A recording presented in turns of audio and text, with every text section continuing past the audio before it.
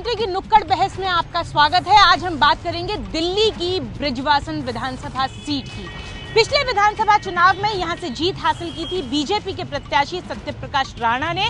उनकी तरफ से रिप्रेजेंट करने के लिए आज हैं हमारे साथ जयवीर राणा जी, आप पार्टी की तरफ से हैं नवरत्न शर्मा जी और कांग्रेस की तरफ से हैं प्रीति शर्मा जी। इनसे तो हम बात करेंगे, साथ ही होगी बृजवासन की जनता भी हमारे साथ। सबसे पहला सवाल आपसे जानना चाहती हूँ, हमने बहुत ऑडियो वीडियोस क्लिपिंग्स देखी जब राणा साहब सीएम दफ्तर के बाहर पहुंच गए, पानी के लिए संघर्ष करते हुए दिखे, कपड़े तक फाड़ लिए, लेकिन आज स्थिति क्या है? पानी की वही हालत बृजवासन में? निश्चित तौर पे हमने लगातार पानी के लिए लड़ाई लड़ी है और मुनक नहर का पानी दिल्ली को मिला है, दिल्ली के हिस्से का, और बहुत जल्दी जहां मिला कहां सर? अभी तक तो समझौता ही हुआ ना हरियाणा में, क्या आ गया? समझौता हो गया। अभी जो शीला दीक्षित जी के समय में जो उनको एक इंफ्रास्ट्रक्चर डेवलप करना चाहिए था, यूजीआर, पाइपलाइन, वो सारी समस्याएं हैं। और निश्चित तौर पे जो दिल्ली के इंफ्रास्ट्रक्चर की बात है, मुनक नहर का पानी हमें मिलेगा और पूरे क्षेत्र को, द्वारिका को, बिजवासन को, राजनगर को, पालम को, सब जगह पानी मिलेगा। लेकिन ये 7 महीनों में मिला तो नहीं। हमारे साथ आपने आरोप लगाया शीला दीक्षित पर, आपसे जानना चाहती हूँ शीला दीक्षित के बारे में। आप ही के अजय माकन कह रहे हैं उनका एरा खत्म हो चुका है, अब नए एरा की शुरुआत की है अजय माकन जी को कमान सौंपकर। क्या लगता है कितनी टाली बढ़ पाई?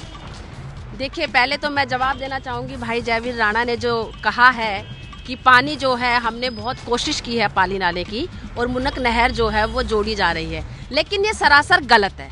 बृजवासन विधानसभा में पिछली बार से लगातार जो सत्यप्रकाश राणा जी हैं, जब चुनाव नजदीक आता है तो उनके वादे होते हैं कि दिसंबर की 30 तारीख को पानी आ जाएगा, मुनक नहर जुड़ चुकी है, लेकिन काम नहीं हुआ। उन्होंने जनता से झूठा वादा किया कि अगर केंद्र में हमारी सरकार आ जाएगी तो मैं 30 दिन के अंदर पानी दे दूंगा। अब तो 6 महीने हो गए भाई साहब आपकी सरकार को आए हुए, कहाँ गया वो 1 महीने का वादा? 7 महीने में पानी नहीं आया, इसमें कोई दो राय नहीं। यहाँ सरकार आपकी हरियाणा में जरूर आ गई है, ये इस बात से इत्तेफाक रखते हैं। पानी की बात कर रही थी, बृजवासन विधानसभा के अंदर जो पानी की समस्या है उसके लिए सीधे सत्यप्रकाश राणा एमएलए जिम्मेवार हैं। वो झूठे वादे करते हैं और जो वो सीन भी गलत है जब वो अपने कपड़े फाड़ के ड्रामेबाजी करते हैं, वो ड्रामेबाजी करते हैं। हकीकत में अगर उन्होंने पानी के लिए काम किया होता तो बृजवासन विधानसभा के अंदर पानी की दिक्कत नहीं होती। पूरे सरकार 1 साल कैसी अराजकता की स्थिति इस दिल्ली के अंदर रही है आप ज्यादा अच्छे से जानती हैं। तो वही अराजकता तो अगर आप अराजक अरविंद केजरीवाल को कहते हैं तो आज किरण बेदी अराजक नहीं थी, क्योंकि वो भी तो आंदोलन में थी।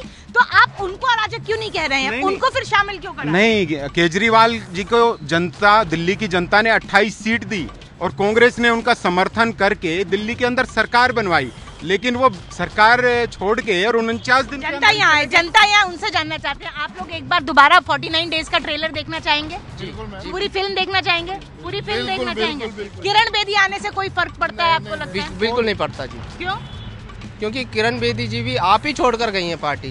फर्क पड़ेगा क्योंकि सबसे बड़ा एक मुद्दा वो महिला सुरक्षा का है दिल्ली में, और एक महिला आई हैं वो देखेंगी तो इससे बड़ा और क्या हो सकता है बताइए? महिला सुरक्षा, इन्होंने कहा महिला सुरक्षा। आप भी महिला हैं, कांग्रेस की तरफ से रही, आपकी मुख्यमंत्री भी महिला रही 15 साल तक, फिर भी लोग महिलाएं सुरक्षित महसूस नहीं कर रही, इंक्लूडिंग मी। तो क्या करेंगे ऐसा? कांग्रेस का क्या वादा है महिला सुरक्षा पे? देखिए, महिला सुरक्षा की बात जहां तक है तो कांग्रेस के सामने कोई चुनौती नहीं है।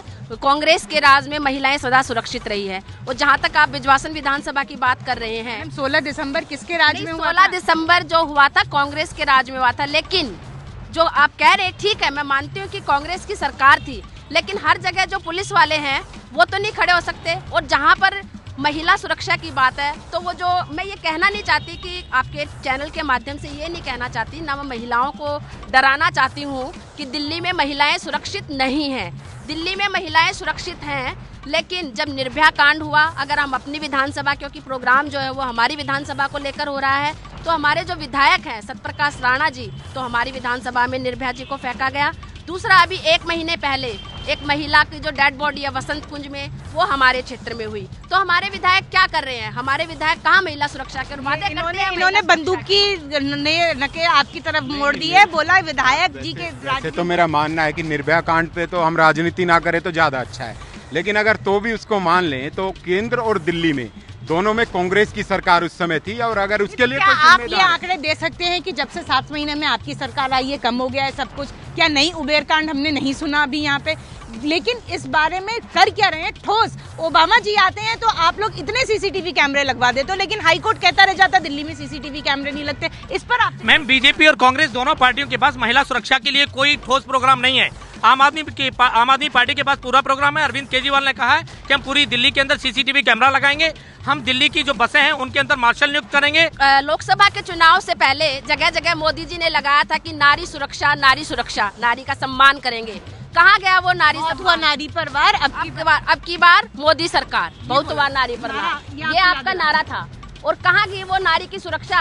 आए जगह जहाँ देखो वहाँ बच्चों से रेप हो रहा है। 2014 की रिपोर्ट शायद जयवीर जी ने नहीं पढ़ी है, हिंदुस्तान टाइम्स की रिपोर्ट है कि 2014 के अंदर वुमेन्स अगेंस्ट क्राइम सबसे ज्यादा हुआ है। और जहां तक ये पूर्ण राज्य की बात करते हैं, ये वही बीजेपी थी 1993 में जिसने ये कहा था कि हम दिल्ली के अंदर पूर्ण राज्य लेकर के आएंगे। आज तो इनके पास 300 से ज्यादा सांसद हैं, ये चाहे तो बहुमत पास करें और दिल्ली को विधानसभा का दर्जा दें। पिछले दिनों भी इन्होंने कहा था कि जब 9 तारीख को जब नरेंद्र मोदी जी की रैली होनी थी कि ऑर्डिनेंस दिला देते।